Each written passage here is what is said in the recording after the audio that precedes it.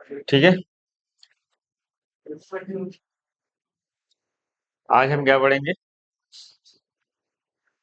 शुरू करें। हमने इसमें से शायद एक टॉपिक पढ़ लिया ना, लेक्चर 1 में कौन सा पढ़ा है? ये हो गया। आज हम क्या पढ़ेंगे? उसके बाद लॉगरिथमिक पढ़ेंगे, फिर डिफरेंशिएशन पढ़ेंगे, देन इसी से हम लोग चालू करेंगे। फिर आएंगे उस पॉइंट पे, फिर ग्राफ पढ़ेंगे। क्या उसके बाद क्या पढ़ेंगे? छठे पे क्या पढ़ेंगे? तो कोई भी ग्राफ कैसे ड्रा किया। ये ग्राफ तो पूरी फिजिक्स में हर चैप्टर में ग्राफ बना। हर हर साल एक क्वेश्चन आता है इस। उसके बाद हम सात सेवन क्या करेंगे? फिर हम देखेंगे कि कोई कैलकुलेशन, अगर कोई नंबर बड़े बड़े तो उसको जल्दी में कैसे सॉल्व करें। मतलब नंबर को अजीब अजीब से नंबर आया जाए मान, तो हम उसको जल्दी कैसे सॉल्व करें, मतलब ऑप्शन से हमें मैच कराना है। मतलब कोई बड़ा नंबर आ गया तो हम चाहते हैं इसको जल्दी कैलकुलेट करें, तो उसको कैसे हम साइकिल करेंगे, मतलब हम कैलकुलेशन को कैसे क्या बनाए, इजी कैसे करना है किसी नंबर को, अजीब अजीब नंबर। अब हम चालू करेंगे पहले ही क्या, सर्च एंड इंडाइस शुरू किया जाए। चलो। अरे, कहाँ गए? अरे, ये क्या इसमें है क्या? ये तो कुछ और ही है इसमें। अच्छा, आगे पे ये कुछ लॉज है, ये आपने पढ़ा होगा। पढ़े हो ये? एट्थ में पढ़ाया जाता है। अगर ए टू दी पावर एम हो और इन टू मल्टीप्लाई हो ए टू दी पावर एन हो तो क्या होता है? ए टू दी पावर क्या होगा? एम प्लस, यही होता है ना। और अगर डिवाइड में है तो इसको ऊपर ले जाएंगे, पहले पहले उसको ऊपर ले जाएंगे। कोई चीज अगर डिनोमिनेटर में प्लस में है तो न्यूमरेटर में जाएगी तो क्या हो जाएगी? माइनस में हो जाएगी। तो क्या हो जाएगा? ए टू दी पावर, ये ए कुछ भी हो सकता है, नंबर ही रहेगा। हम जब कैलकुलेशन करेंगे तो ए क्या रहेगा? कोई नंबर ही रहेगा। अब दोनों पावर ऐड कर दो, क्यों? क्योंकि ये वैल्यू सेम है। तो क्या हो जाएगा? ए टू दी पावर, अगर डिनोमिनेटर में है ऊपर ले जाओगे तो ये इसका बताओ।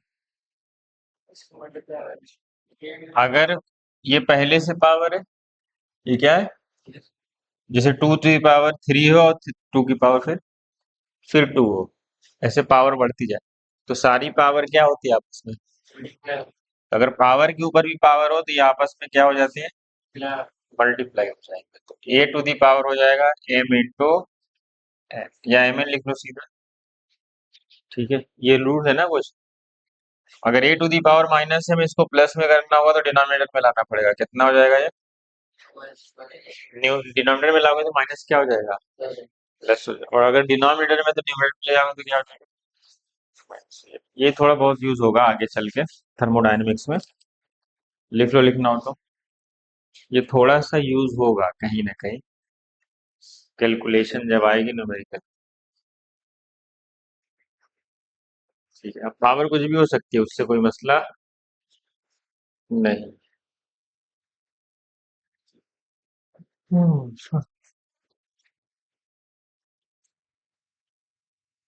ठीक है,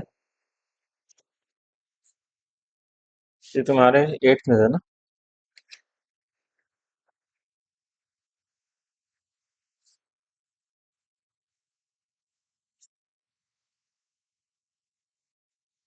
ठीक है।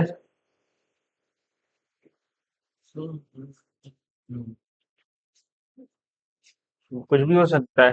अब मान लो ऐसा हो गया, two to the power five into two to the power minus three, तो क्या होगा ये आंसर?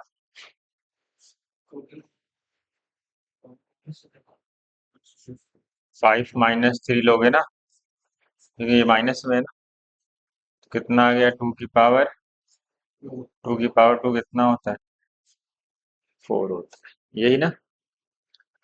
और अगर हम क्या लें, जी, मान लो अगर ऐसा रहा, तब इसको कुछ नहीं कर सकते, इसको आपस में अलग अलग सेपरेट ही करके क्या करना पड़ेगा। तो ये डिफरेंट है ना,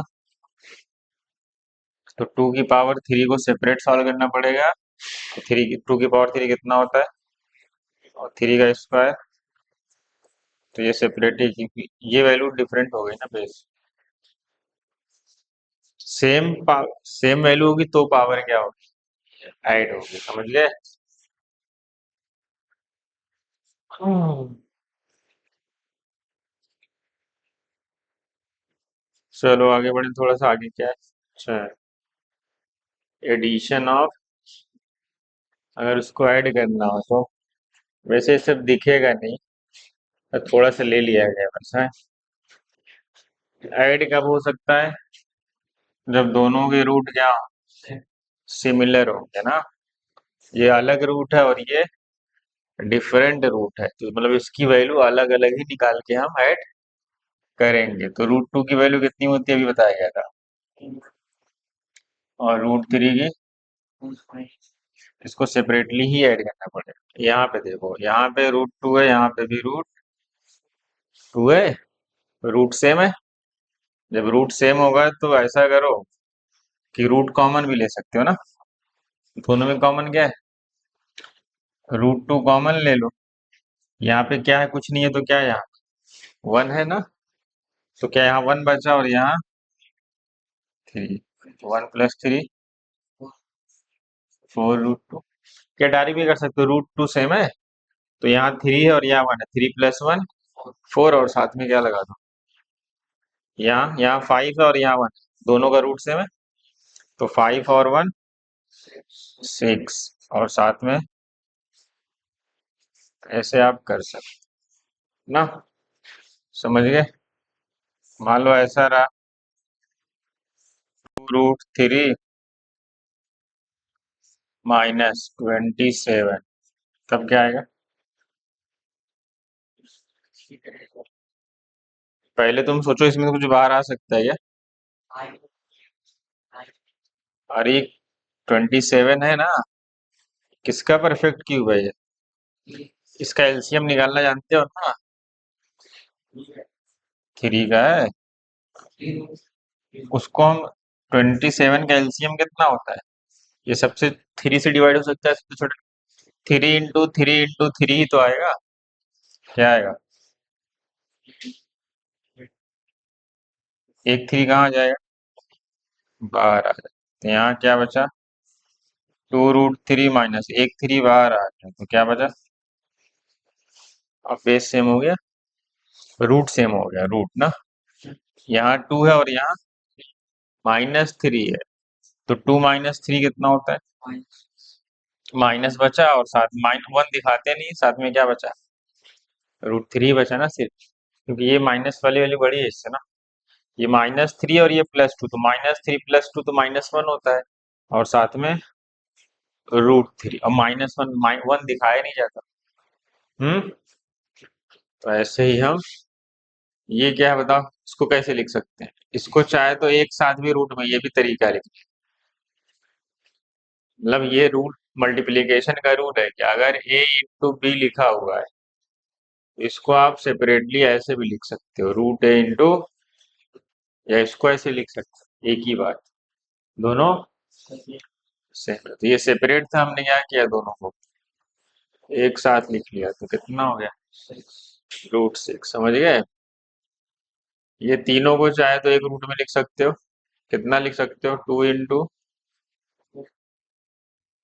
कितना है रूट,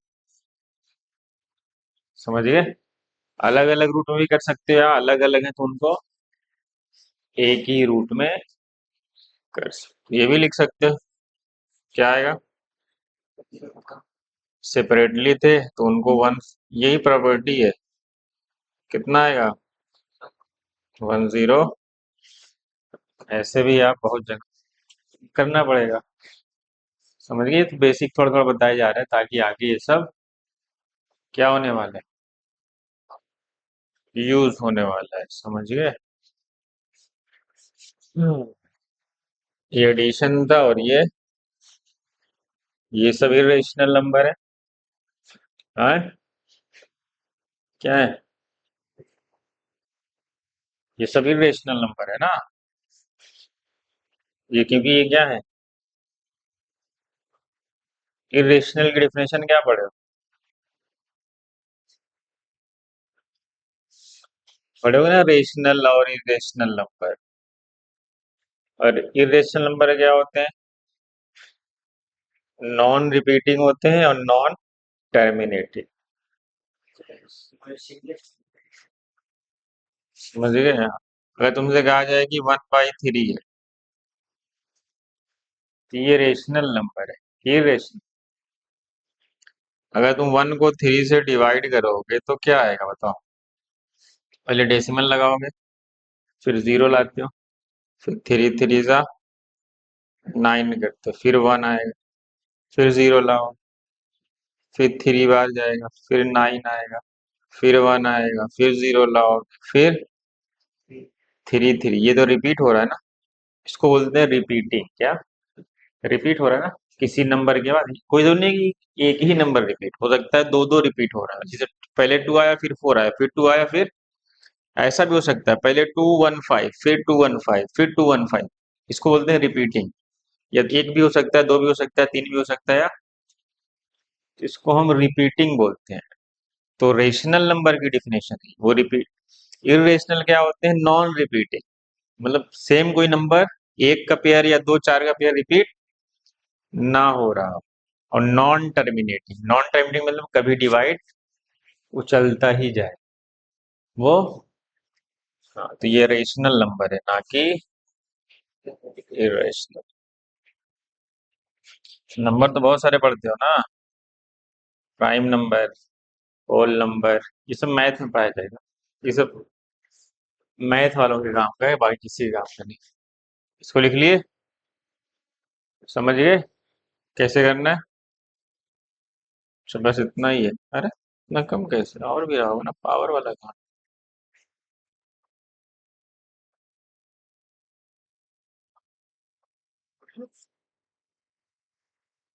भाई चलो अच्छा, कोई बात। अब मान लो ये क्वेश्चन आ गया कि आप बताओ इसका 2 की पावर 5 टू द पावर 2 कैसे सॉल्व करो। हाँ, यहाँ पे लिखा है 8 की पावर 2/3 कैसे सॉल्व। हम्म, ये सब आएगा थर्मोडायनेमिक्स में, दिखेगा ऐसे। कहाँ दिखेगा? हाँ, ये सब तुम्हें थर्मोडायनेमिक्स में दिखेगा। कहाँ दिखेगा? मतलब वहां पे इसका यूज तुम्हें दिखेगा, नजर आएगा। यही बात है, ऐसा ही कुछ। ये क्या है? पावर के ऊपर पावर है, तो क्या होती है? ये आपस में क्या हो जाता है? मल्टीप्लाई हो जाएंगे। 5 2 जा तो 2 की पावर 10। समझ गए? इसको पहले यहाँ देखो क्या है। तो तुम सोचना कि इसका कोई क्यूब बन रहा है क्या? ये किसी का क्यूब, जो यहाँ नंबर होगा ना नीचे, वो इसी का क्यूब बन रहा हो। किसका क्यूब है ये? 2 का। तो लिखो 2 का क्यूब, और इसकी पावर क्या है? यही सेम तो है, पावर के ऊपर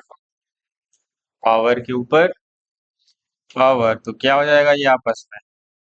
3 इंटू, तो ये 3 से 3 क्या होने वाला है? या यहीं पे डायरेक्ट भी कर सकते हैं, एग्जाम में जल्दी करना है ना। तो 2 की पावर 2 कितना, अभी तो हम समझ रहे हैं। समझे? अभी तो हम यहीं भी कट कर सकते हैं, तो कोई मसला नहीं। इसका बताओ। 64 किसका क्यूब होता है बताओ? 4 का क्यूब होता है। पावर कितनी है? तो 3 से 3 हटा दो सीधा, क्योंकि आपस में मल्टीप्लाई करोगे 3 इंटू 1/3, तो भी 3 क्या होगा? जाएगा। क्या बचेगा? 4। चलो, ये माइनस ध्यान देना, ऊपर क्या लगा है? ये किसका परफेक्ट पावर है? क्या ये 2 की पावर 5 नहीं है? 2 की पावर 5 32 ही होता है ना। ये माइनस में है, अगर तुम इसको प्लस बनाओगे तो इंटरचेंज हो जाएगा, मतलब न्यूमरेटर डिनोमिनेटर बन जाएगा। तो -5/2 को अगर तुम प्लस बनाओगे तो क्या हो जाएगा? +2/5 तो 5 से 5 सही।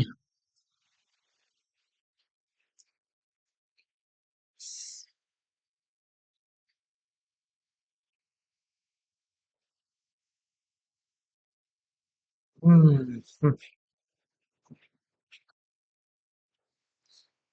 आगे बढ़ा जाए।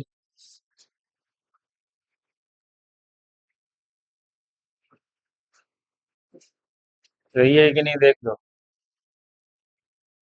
हम्म ये सही है कि नहीं मैं इसका पूछता हूँ।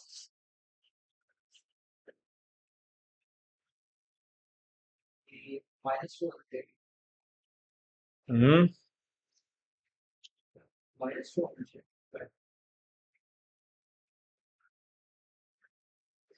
क्या वो सही है जो सॉल्यूशन?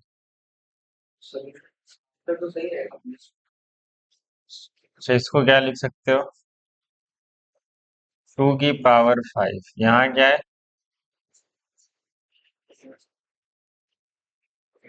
ये पावर आपस में क्या होती है? तो ये मल्टीप्लाई होगी ना आपस में पावर के ऊपर। तो 5 इंटू किसका मल्टीप्लाई है? कितना आएगा? 5 5 जा 25/। ये तो ये आ रहा है। और अगर इसको माइनस को नीचे लाओगे तो प्लस हो जाएगा तो क्या हो जाएगा? ये तो कुछ ऐसा आ रहा है। ये थोड़ी सही है। पावर थोड़ी डायरेक्ट बदल जाएगी, समझ गए? ये सही है, वो नहीं सही। वो, हम्म, वो नीचे लाना पड़ता है, समझिए? पावर थोड़ी ऊपर नीचे कर दोगे, ये तो न्यूमरेटर डिनोमिनेटर माइनस से थोड़ी बदलेगा कि ऊपर नीचे कर दोगे तो माइनस हट जाएगा, समझ गए? ऐसा नहीं कर सकते कि अगर 2 की पावर -3/2 लिखा है तो इसको आप ऐसे लिख दिए 2 की पावर 2/3। ऐसा नहीं होगा, समझे? ऐसा थोड़ी होता है। ये ऐसा नहीं होता कि तुम कभी ऐसा देखो कि न्यूमरेटर डिनोमिनेटर बदलने साइन बदल जाएगी। साइन थोड़ी बदले। ये ऐसा कभी नहीं होगा कि इसको तुम चेंज किया और इसके ये नहीं होगा कि इसके बराबर। न्यूमरेटर डिनोमिनेटर बदलने से साइन थोड़ी चेंज होती है। वो न्यू वो उसको पूरा नीचे ले आओगे। न्यूमरेटर में था डिनोमिनेटर में लाओगे तो साइन बदलेगी। ऐसा नहीं होगा कि तुमने वहीं पे उल्ट न्यूमरेटर को। हाँ। तुम्हारा जो एक्सपोनेंट है वो समझे कि नहीं ये बेटा? हाँ, समझे?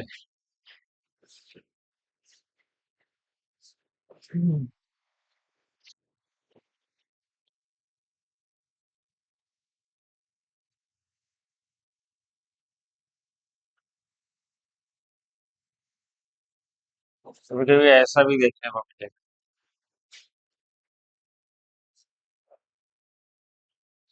बताओ इसको कैसे सॉल्व किया जाए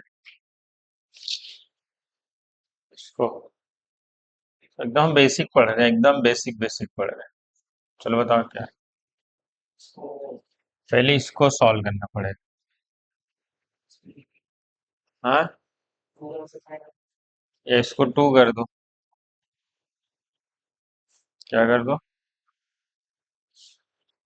पहले इसको सॉल्व करें। 3 2 जा 6 - 5 यही ना 1। और नीचे क्या बचा? 3 तो 8 की पावर क्या बचा? 1/3 ना। क्या बचा? 1/3 ना।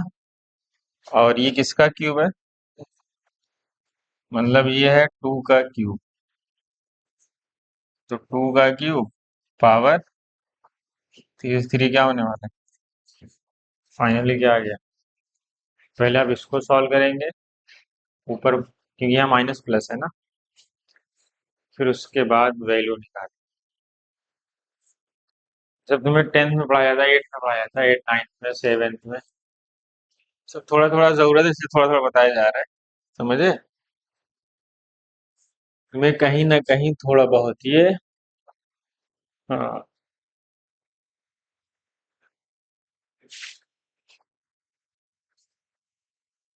लिख लो फट से।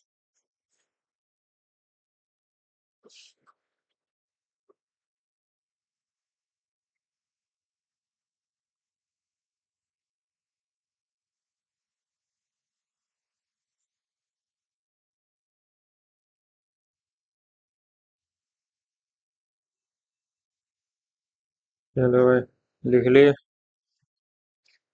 हम्म। अगर किसी भी चीज की पावर जीरो हो तब। हम्म। हम्म। इसको लिख लिए।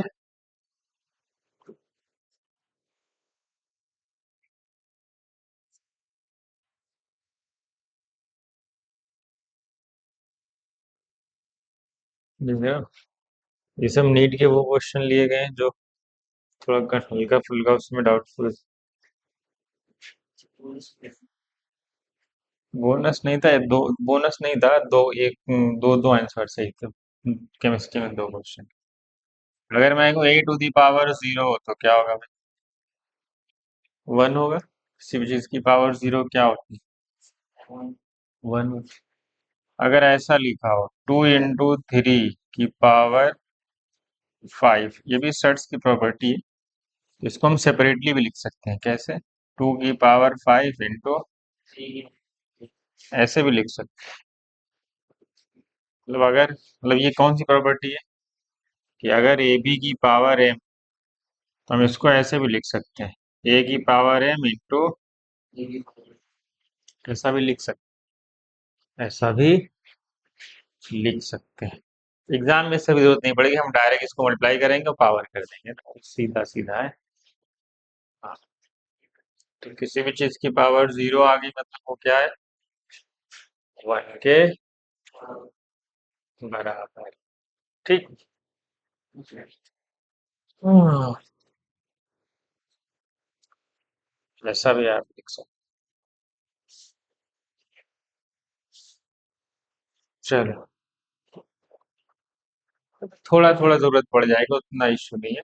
बस कुछ फार्मूले जो बताए गए, ये ट्रिग्नोमेट्री में एक दो है। वो वैल्यू आपको बस याद होना चाहिए कि साइन 37 क्या होता है, कॉस 37 क्या होता है, टेन 37 क्या होता है। मतलब ये सब फिजिक्स में न्यूमेरिकल में जरूरत पड़ती है सॉल्व करते हुआ। हम्म। अगर तुमसे कहा जाए बस इसको सॉल्व करो, मतलब ये आएगा नहीं बस ऐसे ही थोड़ा। ये सब,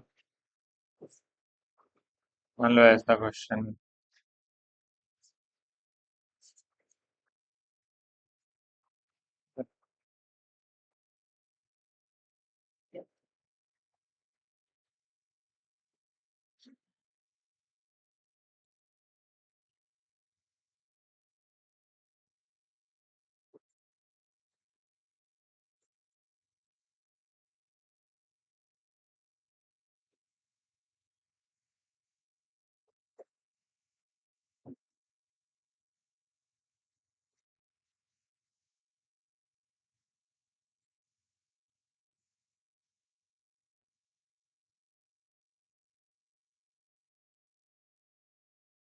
अगर तुम्हें इसकी वैल्यू निकालनी हो तो क्या आएगी फाइनल?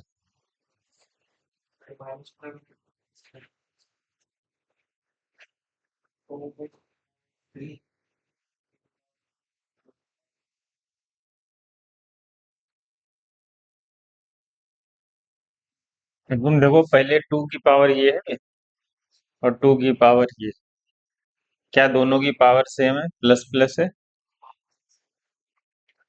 प्लस प्लस है ना। ये ऊपर जाएगा तो क्या होगा? तो टू की पावर फाइव पहले से है, और ये ऊपर नीचे प्लस है, ऊपर जाएगा तो फाइव माइनस टू कितना होगा? पावर माइनस होगा। कितना बचेगा? टू की पावर थ्री बचेगा। टू वाला सॉल्व हो गया, फिर थ्री वाला दे। ये प्लस है पावर, ये ऊपर गया तो power two plus one add हुआ कितना हो गया थ्री की। ये प्लस टू है और ये भी ऊपर जाएगा तो प्लस टू, टू और टू कुछ ऐसा आएगा। ये सब यहाँ पे नहीं पड़ेगी कैलकुलेशन मैथ में। ठीक है, ऐसे हम सॉल्व कर लेते। ठीक है। हम्म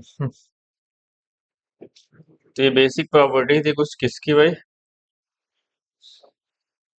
सर्ट्स एंड इंडाइसेस की। समझ गए ना प्रॉपर्टी कैसे क्या करना है।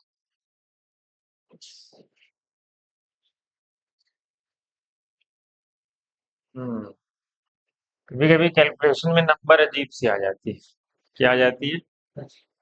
अब हम चाहते हैं उसको कैलकुलेट, कैसे फास्ट कैलकुलेट करें। मान लो तुम्हारे पास कोई अजीब सा नंबर आ गया, एग्जाम में ऑप्शन दिया रहेगा, पता है ना एग्जाम, एग्जाम में क्या रहेंगे चार। तो वैल्यू कोई वैल्यू तुम्हारी अजीब अजीब सी आ गई, मान लो ये आ गई 763 इंटू 9। अच्छा, कुछ जाने देते हैं भाई, कुछ फार्मूले बताओ, कुछ और मैथमेटिक्स के फार्मूले। जैसे कोई नंबर इस फॉर्मेट में आ गया क्या,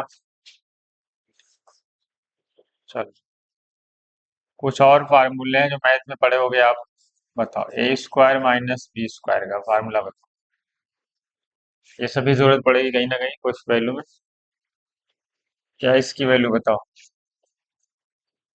ए प्लस बी का होल स्क्वायर, ये सब जरूरत पड़ेगी। ए माइनस बी का बताओ।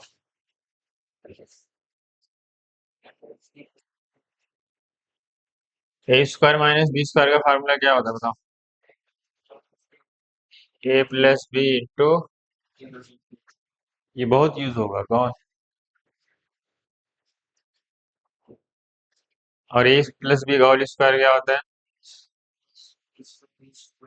या टू ए भी पहले लिख तो भी कोई बात नहीं।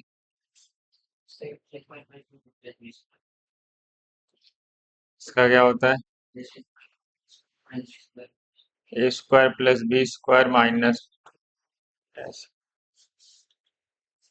ना सही।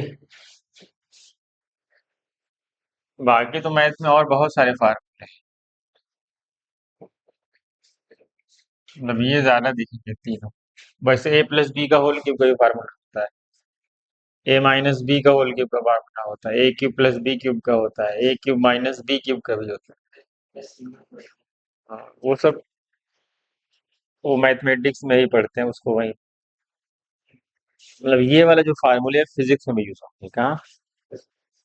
हाँ, इसलिए वो बता रहे हैं आपको सारे फार्मूले में जो वो बता जा रहे हैं फिजिक्स में कहीं ना कहीं यूज आए। बाकी तो मैथ में तो बहुत सारे फार्मूले हैं, उसका कोई मतलब नहीं। इतने फार्मूले हैं कि उसको बहुत तरीके से लिखा भी जाता है।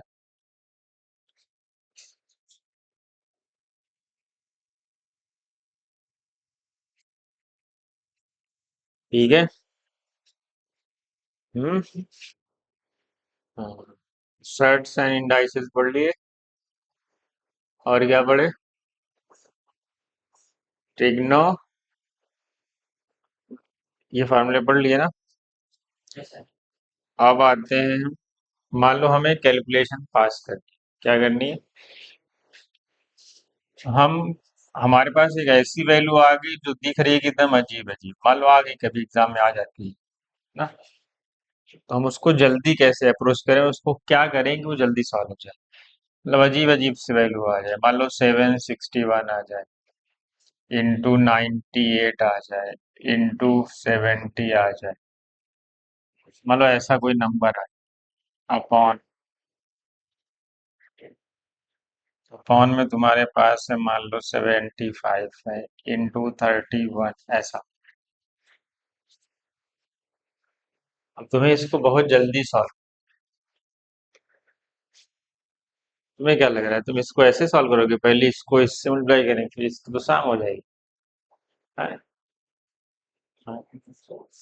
तब तो फिर नीट का पेपर 2 दिन चलेगा फिर है। या तो पेपर का टाइम 6 घंटा करना पड़ेगा। मतलब ऐसी कोई वैल्यू आ गई, तुम्हें इसको बहुत जल्दी सॉल्व करना है। और एग्जाम में 4 ऑप्शन दिए रहते। क्या दिए रहते हैं? क्या दिए रहते हैं? तो इस ऑप्शन को ध्यान में रखना और उधर देखना है। हमें क्या करना पड़ेगा, थोड़ा बहुत राउंड ऑफ करना पड़ेगा। क्या राउंड ऑफ करना पड़ेगा? नियरेस्ट नंबर पे जाना पड़ेगा, जो जो पास पास हो और आसानी से। जैसे 761 को मैं 760 लिख लूंगा। समझ रहे हो? ऐसा नहीं कि 761 को 750 लिख लिया, तब तो कैलकुलेशन में डिफरेंस वेरिएशन आ जाएगा। तब तो वेरिएशन बहुत ज्यादा आ जाएगा। बहुत आस पास के नंबर पे राउंड ऑफ करना है। ये नहीं कि 764 को 760 ये नहीं, 765 ले सकते हो, उसके पास है ना। अब अगर मैं इसको क्या लिखूँ बताओ, इसको मैं राउंड ऑफ करके क्या लिखूंगा? 760 लिखूंगा। मतलब जस्ट आस पास जा सकती है, नहीं बहुत वेरिएशन नहीं ले सकता। 98 को क्या लिख लूंगा मैं? जस्ट आस पास 100। और ये क्या है?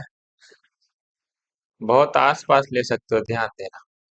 75 तो रहने दो, 75 ही रहेगा। अब आप देखो, एक जीरो से ये जीरो गया, 25 से डिवाइड करो। 25 थ्री जा, 25 फोर जा।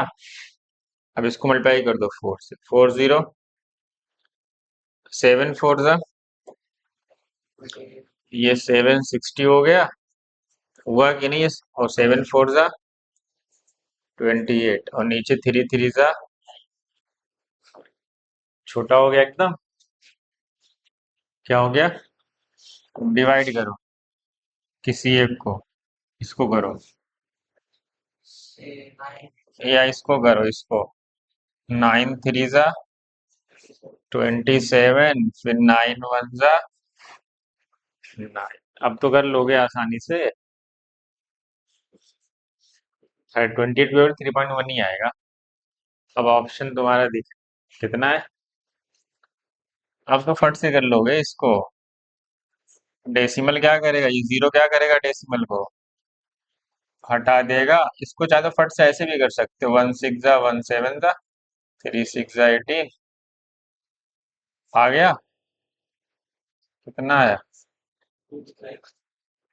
अब तुम एग्जैक्ट करो एकदम। मोबाइल में करोगे तो क्या एकदम एग्जैक्ट ये पूरी वैल्यू ले। 2 3 5 6 आ रहा है।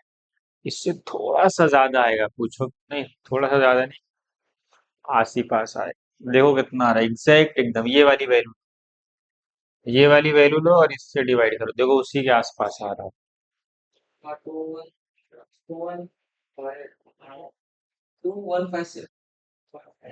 कितना आ रहा है?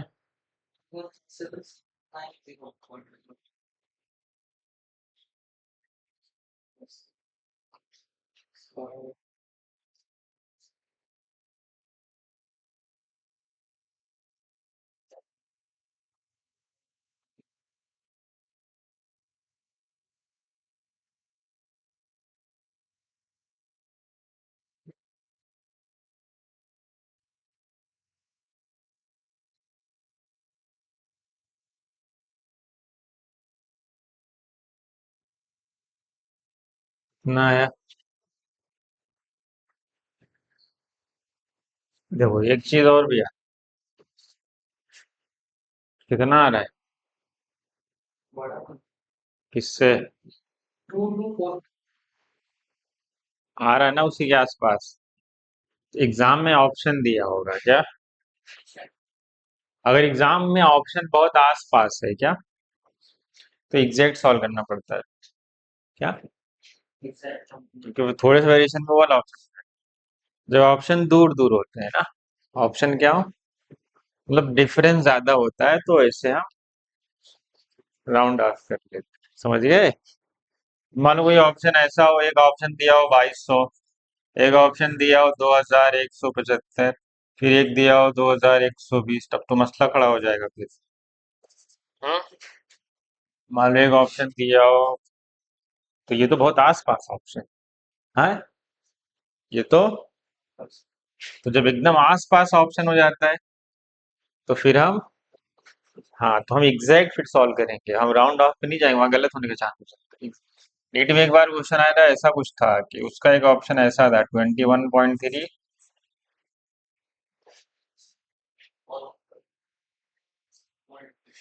वैसा भी आ चुका है एक बार क्वेश्चन, ऐसा ही कुछ था, मतलब डिफरेंस इतने का ही था, बस इधर कुछ और भी हो सकता है, लेकिन वैल्यू कुछ ऐसी ही थी, मतलब 0.1 का डिफरेंस था, मतलब वहां पे एकदम एग्जैक्ट सॉल्व करना था क्या। हाँ, तो वो क्वेश्चन पे डिपेंड करता है, समझ रहे हो, कि ऑप्शन दूर दूर है तो फिर हमारा इससे हम क्या करेंगे उसको, राउंड ऑफ करेंगे। यही तरीका है, समझ गए। एग्जाम में जल्दी, अभी देखो जब क्वेश्चन आएगा तो मैं राउंड ऑफ करके ही सॉल्व करता हूँ, कोई भी क्वेश्चन, ताकि मुझे जल्दी आंसर लाना है। हमें एग्जाम में आंसर लाना हुआ, दिखाना नहीं कि हमें आ रहा है, तो हमें तो आंसर मैच कराना रहता है ना। हमसे ये क्या मतलब कि वैल्यू क्या है। हम्म। चलो, अगर तुम्हें कहा गया इसको सॉल्व। हम्म।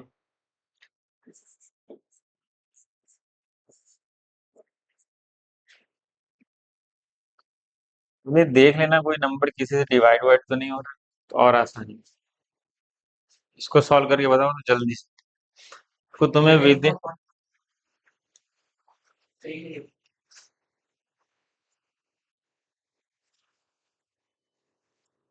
इसको तुम राउंड ऑफ करके फट से सॉल्व करो। चलो, राउंड ऑफ करके अगर हमें इसको जल्दी सॉल्व करें, तो बताओ मैं 824 को क्या ले लूं, 39 को, पास पास वाला लेना, ज्यादा दूर वाला नहीं, 23 को, क्योंकि यहाँ दो बढ़ा है ना, तो यहाँ 5 चल जाएगा, समझ गए। नहीं तो वेरिएशन बहुत आ जाएगा, फिर 5 से डिवाइड कर दो, 5 5 सा 5, 8 सा 5 से ये भी डिवाइड होगा, क्योंकि लास्ट में 5 है तो 5 से डिवाइड होगा। कितना आएगा, 5 1 सा 3, कितना है 165, फिर 5 से ये भी डिवाइड हो रहा है, ये भी, क्योंकि 5 है ना लास्ट में, लास्ट में 0 5 है तो 5 से डिविजिबल है, फिर 5 से डिवाइड करो, 5 9 सा कितना है 33, 8 3 सा 24, 24 और 2 26/9, कितना आ रहा है, अप्रोक्स 30 आ रहा है, अप्रोक्स, मतलब नियर टू 30 आ रहा है, 29 पॉइंट समथिंग आ रहा है, लेकिन नियर अप्रोक्स, इसका मतलब होता है अप्रोक्स किसके पास आ रहा है, 30 के आसपास आंसर है, तुम सॉल्व करोगे 30 के आसपास, मतलब ये 2 बार जा रहा है ना, 9 3 जा 27 होता है, तो जस्ट उसी के 270 आ रहा है, तो जस्ट उसी के आसपास। अब तुम एग्जैक्ट सॉल्व करो इसको, एग्जैक्ट एकदम, इसको एग्जैक्ट एकदम एग्जैक्ट वैल्यू लेगा। हाँ 39 मोबाइल देखो, 45 × 23 देखो इसी के पास आ रहा है,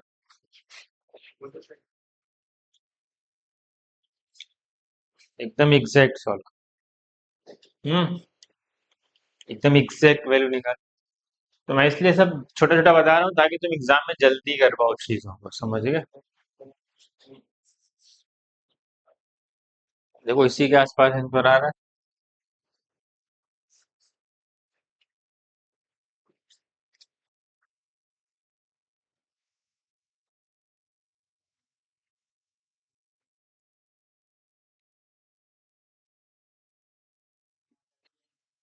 आ रहा है ना इसी के आसपास। हाँ, अब देखो एग्जाम में हम क्या करेंगे, मान लो एग्जाम में ऑप्शन ऐसा रहा, ये 4 ऑप्शन होंगे ना एग्जाम, मान लो एग्जाम रहा 31, फिर एक रहा 61, दूर है, ठीक ठाक दूर है, फिर एक रहा 81, फिर मान लो ऐसा रहा, और मान लो एक रहा,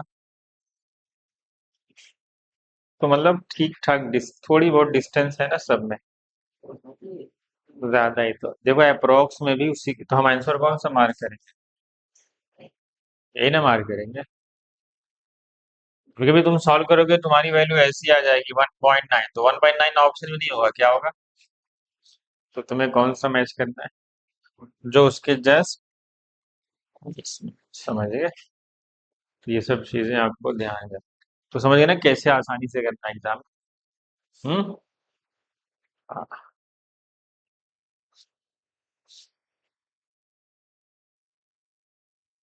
तो ये सब चीजें आपको आनी चाहिए। ठीक है। हाँ,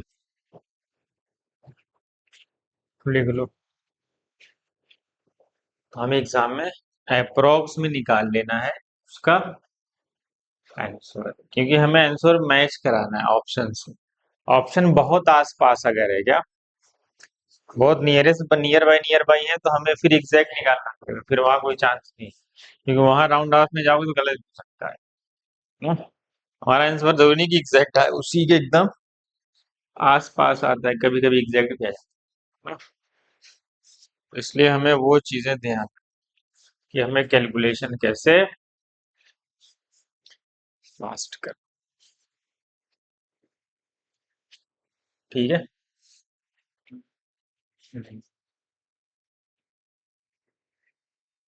वो तीन फार्मूले भी जो लिखे गए थे, ए स्क्वायर माइनस बी स्क्वायर, वो बहुत जगह पे क्या हुआ, वो यूज होने वाला है। ठीक है। ये था हमारा कौन सा टॉपिक, सर्ट्स एंड इंडाइसेस, और हमने क्या किया, कैलकुलेशन भी कैसे करना एग्जाम में, वो मतलब वो तुम्हें पता होना चाहिए कि हमें फटाफट क्या करना है। हाँ, अप्रोक्सीमेशन, बस ऑप्शन एक बार देख लेना है कि पास पास है कि। ठीक है। चलो। हम्म।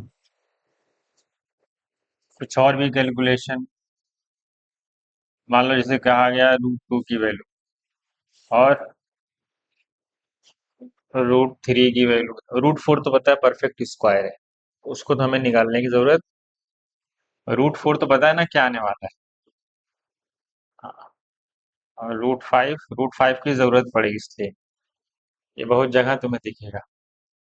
इनकी वैल्यू आपको पता होनी चाहिए। रूट 6 की वैल्यू कैसे निकालेंगे?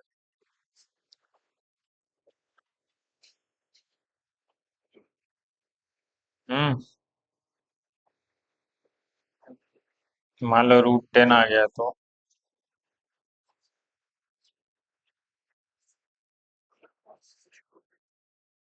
बताओ रूट 2 की वैल्यू क्या है?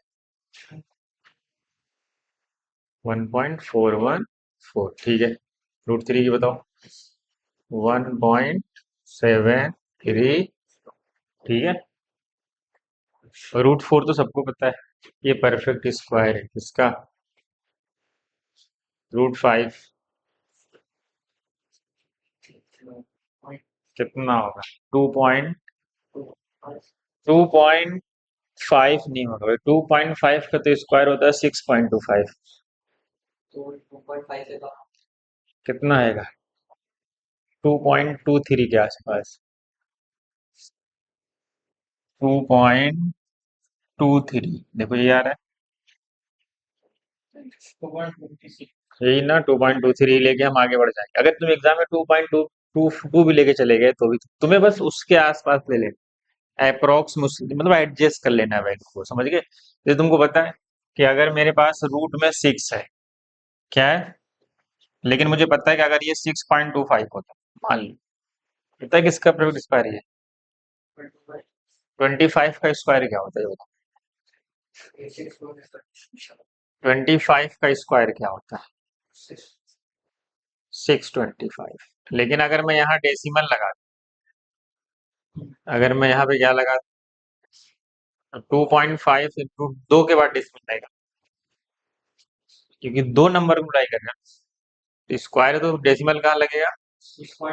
2 के बाद ना, क्योंकि दोनों में डेसिमल लगा हुआ है। तो 6.25 किसका परफेक्ट स्क्वायर है?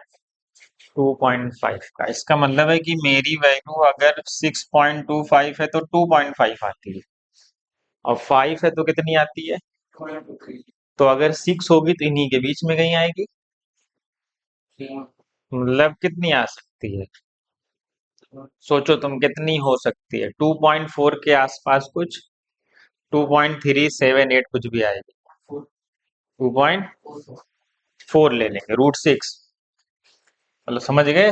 हमें एग्जाम में एग्जैक्ट नहीं निकाल पाओगे, जो एग्जैक्ट तुम्हें पता है, जो परफेक्ट स्क्वायर होता है उसी का एग्जैक्ट निकलेगा। बाकी का तुम्हें ऊपर और नीचे वाले से एडजस्ट करना है। क्या करना है? मतलब ऊपर वाला जो परफेक्ट स्क्वायर है और उसके उसी के बीच में कोई एक वैल्यू अप्रोक्स में लेके हमें सॉल्व कर। जैसे हमें पता है कि √4 होता है 2 और √9 होता है 3। तो मतलब अगर कोई नंबर बीच में आ गया, √7 आ गया, तो √7 की वैल्यू हमें पता ही नहीं है, या तो क्वेश्चन में गिवन हो, क्वेश्चन में एक्चुअल में दी रहती है, अगर ना दी हो तो मैं बता। तो हम उसके ऊपर और नीचे वाली वैल्यू से क्या करेंगे, अप्रोक्स में लेके एक कोई एक वैल्यू सॉल्व कर लेंगे। समझ गए? तो √10 बताओ। √8 तो तुम आसानी से निकाल लोगे, पूछो कैसे। एक एक टू बाहर आएगा, बताया ना। ये तो आसान, पहले सोचना कि कोई एलसीएम तो नहीं है, कोई चीज बाहर तो नहीं आ रही है। क्या आ रहा है बाहर इससे? 2 × 2 × 2, एक टू बाहर आएगा, स्क्वायर बन गया, 2 √2, और √2 तुमको पता है, मल्टीप्लाई कर दो 2.8 के आसपास। 2.80 ना अप्रोक्स। मतलब एग्जाम में तुम इसको 1.4 लेके सॉल्व करना, 1.4 हटा देना क्योंकि हमें जल्दी चाहिए ना, क्योंकि आगे वैल्यू बहुत छोटी है ना, तो हम 1.4 लेके सॉल्व कर लेंगे। तो 1.4 × 2 कितना आएगा? 2.8 के आसपास। समझ गए? एक ही दो डेसिमल तक लेना बस। समझ गए? 2.828 आएगा, लेकिन हम 2.8 पे सॉल्व कर। समझ गए ना कैसे एडजस्ट करना वैल्यू। और हमें पता है √9 कितना होता है। √9 तो पता है, तो √9 से बड़ा है थोड़ा सा,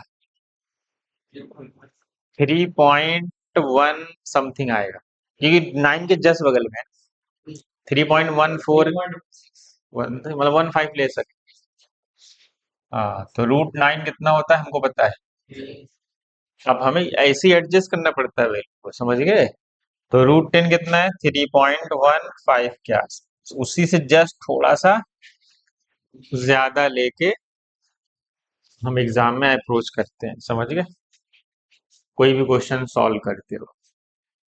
अब हमसे कहा गया भाई √11 बताओ, या √12।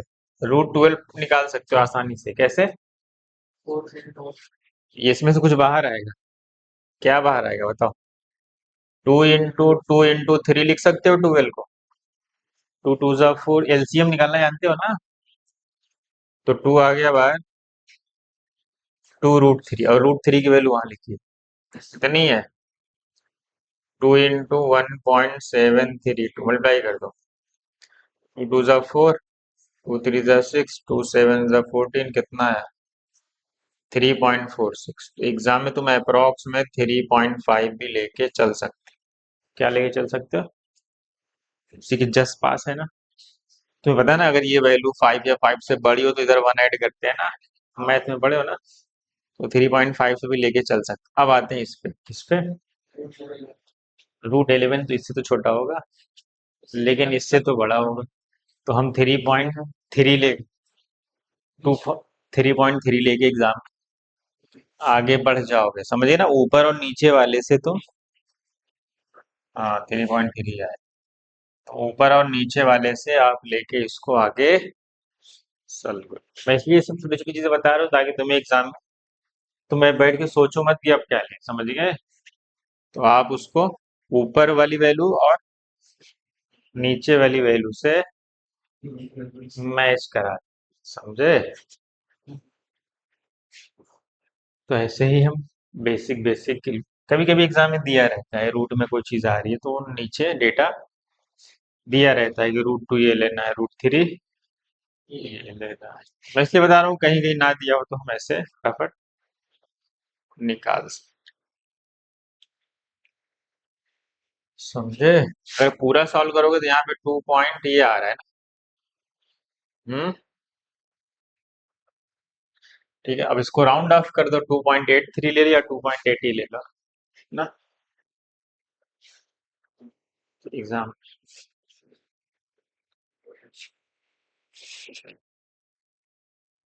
समझे कि नहीं समझे?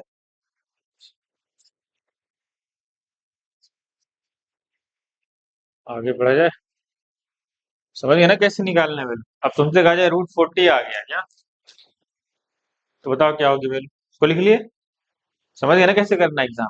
ऊपर वाली जो परफेक्ट स्क्वायर है और जो परफेक्ट स्क्वायर उसके बीच में ही कहीं आएगा ना। तुम्हें बताया ना कि परफेक्ट स्क्वायर कौन कौन होता है। 2 का स्क्वायर होता है, 3 का होता है, 4 का, 5 का, इन्हीं का होगा ना। उनसे कोई वैल्यू बीच वाली रहेगी तो रूट के अंदर चली जाएगी। अब मान लो तुमसे क्वेश्चन आ गया ऐसा कि √24 है, तो तुम क्या सोचोगे? तो बैठ के सोचोगे कि क्या वैल्यू आएगी। किसका परफेक्ट स्क्वायर 25 होता है, तो 5 से थोड़ी सी वैल्यू छोटी होगी, खत्म। 4.9 लेके सॉल्व कर। समझ गए? क्योंकि ये 25 के जस्ट पास में है, और अगर ये 25 होता तो बाहर 5 आ जाता। लेकिन मुझे पता है 25 से जस्ट थोड़ा सा छोटा है, तो मैं इसको क्या एग्जाम में लेके सॉल्व अप्रोच कर दूंगा फट से। मुझे सोचना ही नहीं है, फट से ले लेना है। समझे? ये सब जरूरत नहीं पड़ेगी। तुमसे कहा गया √40 की वैल्यू क्या हो गया, अप्रोक्स में बताना। एग्जैक्ट तो नहीं बता पाओगे कभी, अप्रोक्स में बताओ। कुछ बाहर आ रहा है पहले ये सोचा कर।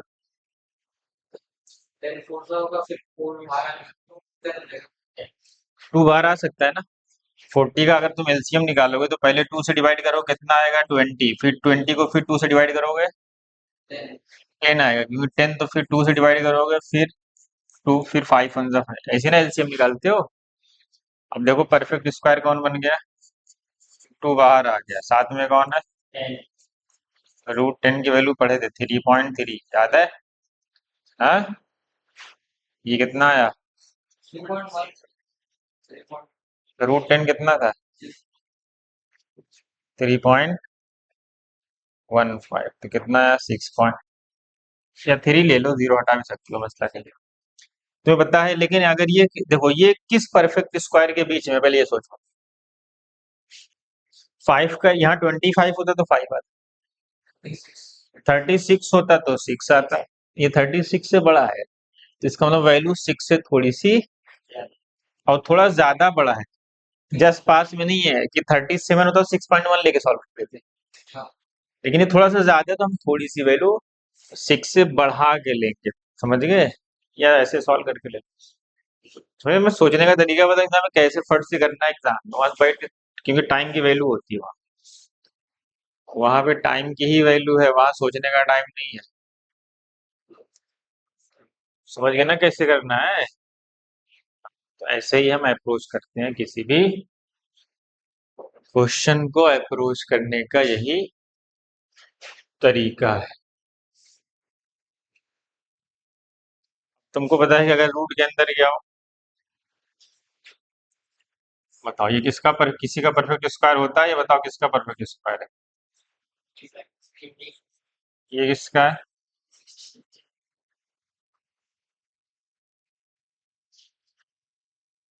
ये किसी का है? हम्म, ये किसका परफेक्ट स्क्वायर है? ये 16 का ही है ना। हम्म, ये 17। अगर यही 2.89 होता तो यहाँ 1.7 आता, समझ गए? क्या आता? बताओ 18 का स्क्वायर क्या होता है, 320। अगर ये रूट में होता तो बाहर 18 आता, समझ गए? 19 का स्क्वायर 361 होता है, अगर यही रूट में होगा तो बाहर 19 आएगा। 20 का तो पता ही क्या होगा, क्या होगा, ये तो पता ही है सबको। समझ गए बस। अगर ये रूट में होगा तो बाहर 20 है। तो ऐसे बहुत सारे नंबर हो सकते हैं ना। 21 का क्या होता है, 440, 441 होता है क्या? हाँ, 21 का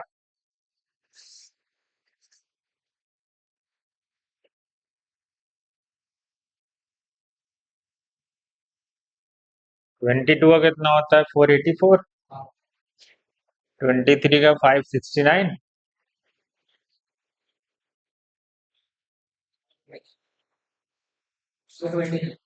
23 का ना, तो याद रखने की जरूरत नहीं, एग्जाम में है तो आप उसको सोच सकते हो। जैसे मान लो एग्जाम में अजीब सी वैल्यू आ गई, मान लो एग्जाम में रूट के अंदर 600। तुम सोचो यार ये तो परफेक्ट स्क्वायर है ही नहीं, तो चलो को इसको हटाते हैं पहले। ये समझ गए ना कैसे करना है? ये तो पता है ना ये सब। ये सब लिखने की जरूरत तो है नहीं।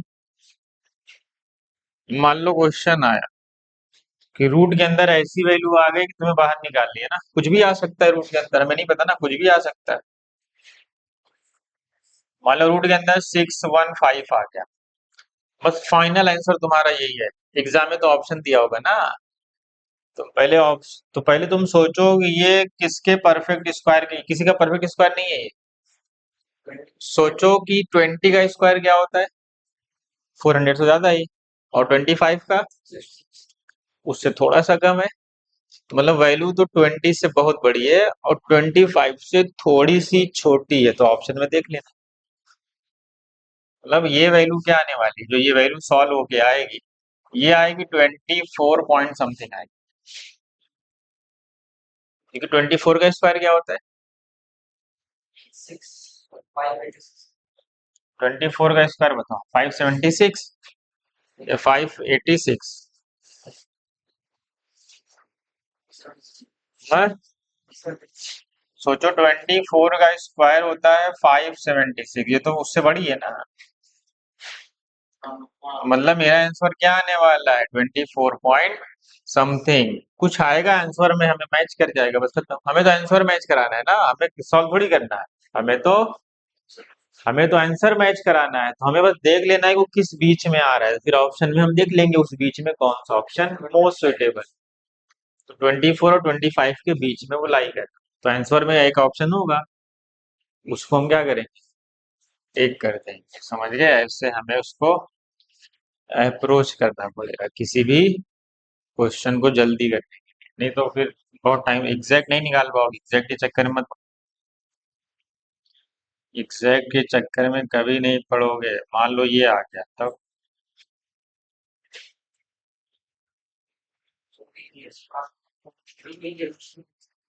14 का स्क्वायर पता है ना, 196 होता है।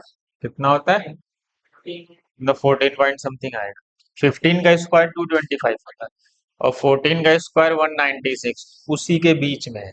तो मतलब ये आंसर किसके आने वाला है? 14 से लेके 15 के बीच में कहीं है ना। तो हम ऑप्शन में देख लेंगे कौन ऑप्शन है, किसके बीच? 14 से 15 के बीच। इसको सॉल्व थोड़ी कर पाओगे एग्जैक्ट एग्जाम। तो फिर हम ऐसे ही वैल्यू को क्या करें? फाइंड करके ठीक है। ऐसे कुछ भी हो तो आप उसको क्या करो, पहले देखो कि वो किस परफेक्ट, अगर वो परफेक्ट स्क्वायर है तो अच्छी बात है, और नहीं है तो फिर किस बीच में वो लाई कर रहा है, आसपास की वैल्यू से हम उसको एडजस्ट कर। हमें वहां दिखाना थोड़ी है सॉल्व है, हमें तो ऑप्शन चाहिए ना बस। हमें तो ऑप्शन चाहिए, बस यही कर। समझ गए? मान लो कोई बड़ी वैल्यू आ गई, तो मान लो आ गई 1025, तुम्हें इसका फट से 10-15 सेकंड के अंदर आंसर निकल। पहले सोचो ये बड़ा नंबर है, बड़ा 1000 के आसपास, तो सोचो 1000 किसका परफेक्ट स्क्वायर होता है उसके आसपास? 30 का स्क्वायर 900, 900, और 40 का स्क्वायर 1600, तो बहुत ज्यादा हो, मतलब 30 से थोड़ा सा ज्यादा हो। वो 31 के ही आसपास जाएगा, 31 पॉइंट समथिंग ही कुछ आ सकता है। समझ गए? एग्जाम में आप ऐसे ही सोचोगे कि 30 का स्क्वायर तो 900 होता है, तो 900 से तो बड़ा है, और 40 का स्क्वायर 1600 तो उससे तो बहुत छोटा है ये, मतलब 30 से थोड़ा सा ज्यादा है। 31, 32 पॉइंट, मतलब अप्रोक्स, मतलब 32 का स्क्वायर होता है 1024। हाँ, ये किसका स्क्वायर है? हाँ,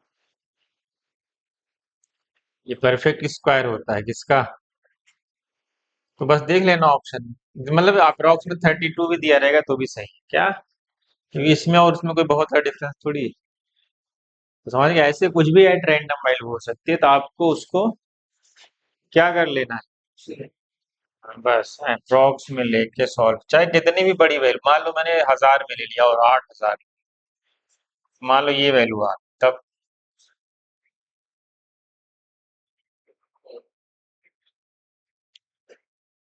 अब तुम्हें इसको 20 सेकंड के अंदर सॉल्व करना पड़ेगा।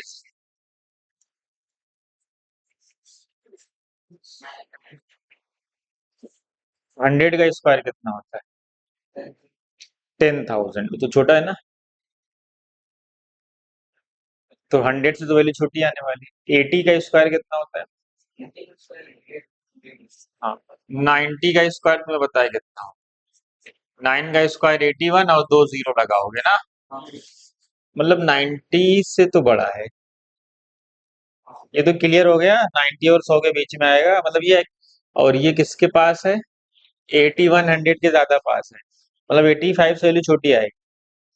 ये 85 से वैल्यू बड़ी कब आएगी? जब 10,000 के करीब होगा ये, लेकिन ये किसके करीब है?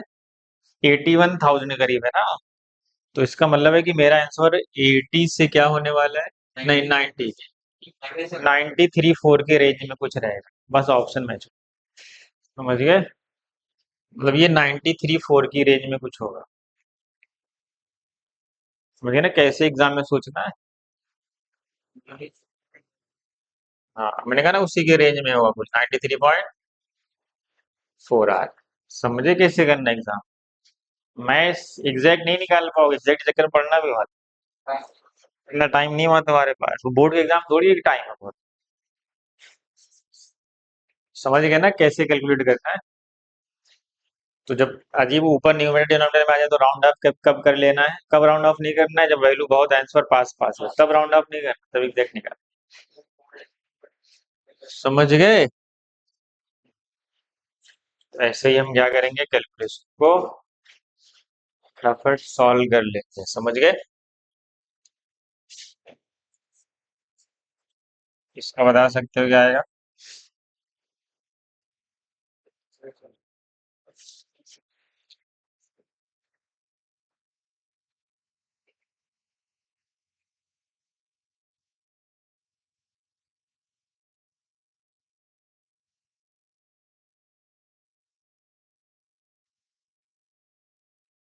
50 का स्क्वायर कितना, उससे तो बड़ा है।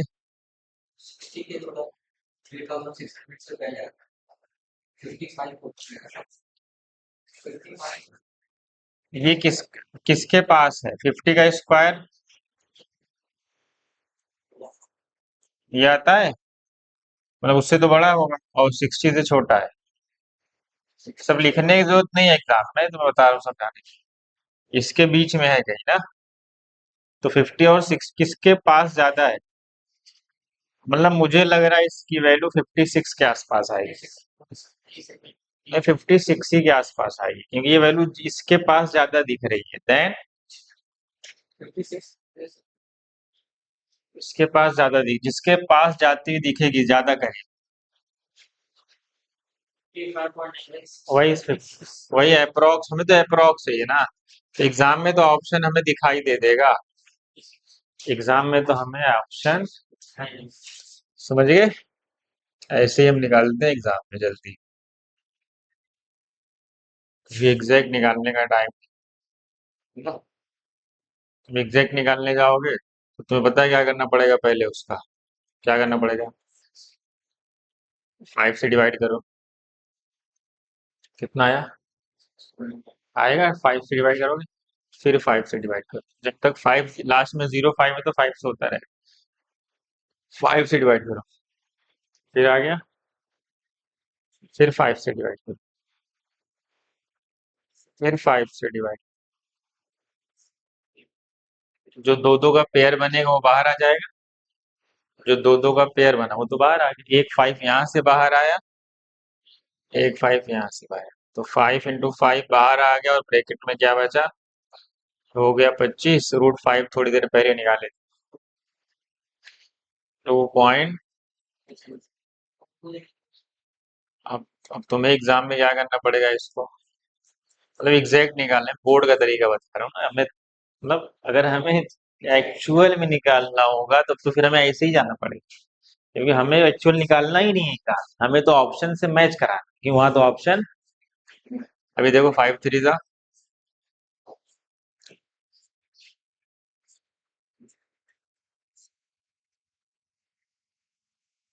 ना ना, मैं ना उसी के पास। हाँ, आया ना जस्ट उसी के पास एकदम। हाँ, समझ गए, तो वही तो है, कहाँ कुछ फर्क। मतलब हम अप्रोक्स में देख लेंगे कौन सा ऑप्शन। समझ गए।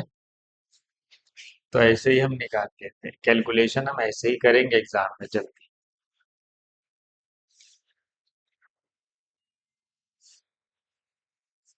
हाँ। और कुछ, और कोई बेसिक मैथ। हम्म।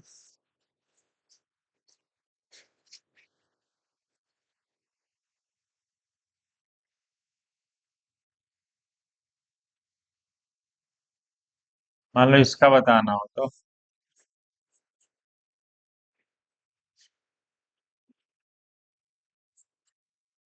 इन दोनों को, मतलब छोटी वैल्यू लिया है मैंने, बड़ी नहीं। हमें पता है 10 का स्क्वायर 100 होता है, 11 का स्क्वायर 121, तो 10 और 11 के बीच में मुझे लग रहा है 10.4 या 5 आएगी। 4 5 के आसपास आएगी ना, 10 पॉइंट। ये कितना आएगा, मतलब ये 12 के ज्यादा पास होगी क्यों। हाँ, तो मतलब 11.8 के आसपास। नहीं, 8 ही आएगा, 8 या 9 भी हो सकता है, ये 10.5 के आसपास, हमें एग्जैक्ट थोड़ी निकाल, हमें तो उसी के बीच में एडजस्ट करके देनी, वो किसके बीच में वो लाई कर। समझ गए।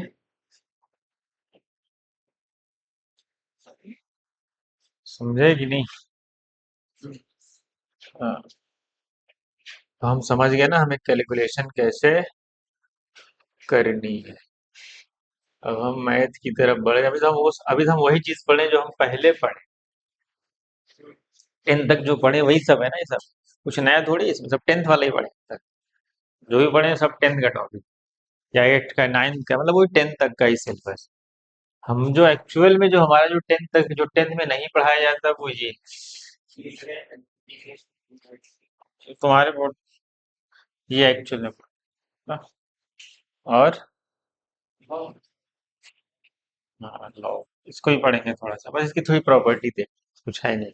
लॉग तो बहुत बड़ा फंक्शन है ना, है बस लॉग, जैसे log 10 कैसे कैसे निकल, log 4 हो, log 3 हो, log 7 हो, इसकी वैल्यू कैसे निकालनी, तो तुम्हें इसी की जरूरत पड़ेगी। मतलब लॉग में, क्योंकि जब तुम जाओगे ना तो आएगा, उसमें आ जाएगा log 5, log 5 की वैल्यू क्या होती है, तो इसी की जरूरत पड़ती है किसमें, न्यूमेरिकल्स। समझ गए। तो लॉग उतना टिपिकल नहीं है वो, आधे घंटे का टॉपिक, टाइम इसमें लगेगा इसमें।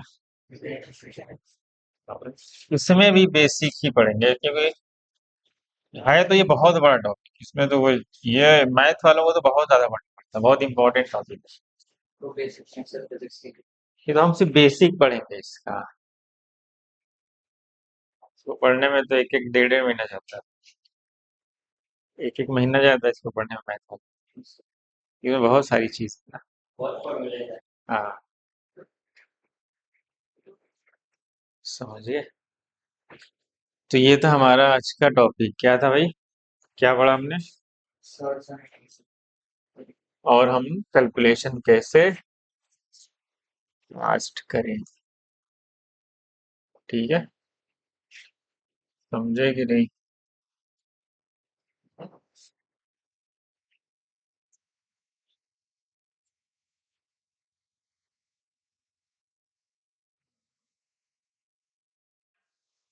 ठीक है। अच्छा।